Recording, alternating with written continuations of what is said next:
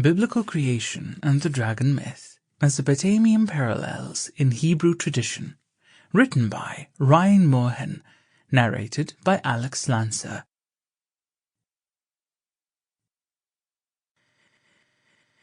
In our discussion of the new Sumerian version of the Deluge story, we concluded it gave no support to any theory which would give people all such tales to a single origin, whether in Egypt or Mesopotamia.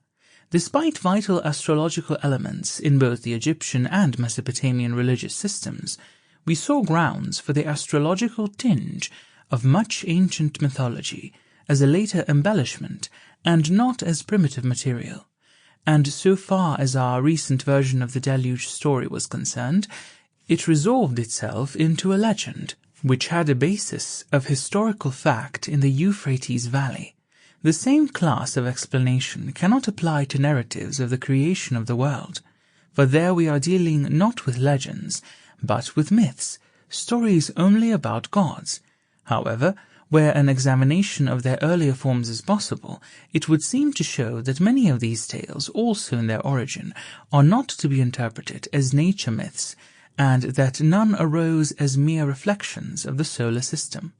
In their more primitive and more superficial aspects, they seem most times to have been suggested by very human and terrestrial experience. Today we will examine the Egyptian, Sumerian, and Mesopotamian myths of creation. After we have noted the more striking features of our new material, we will consider foreign influences upon Hebrew traditions concerning the origin and history of the world. In Egypt, as of recently in Mesopotamia, we must depend for our knowledge of creation myths on documents of a comparatively late period. Moreover, Egyptian religious literature is textually corrupt, and in consequence it is often difficult to determine the original significance of its allusions. Thanks to the funerary inscriptions and that significant body of magical formulae and ritual known as the chapters of coming forth by day, we are thoroughly informed on the Egyptian doctrines of the future state of the dead. The Egyptian's intense interest in his distant future, amounting almost to an obsession, might in part account for the comparatively meagre space in the extant literature which is occupied by myths relating solely to the past.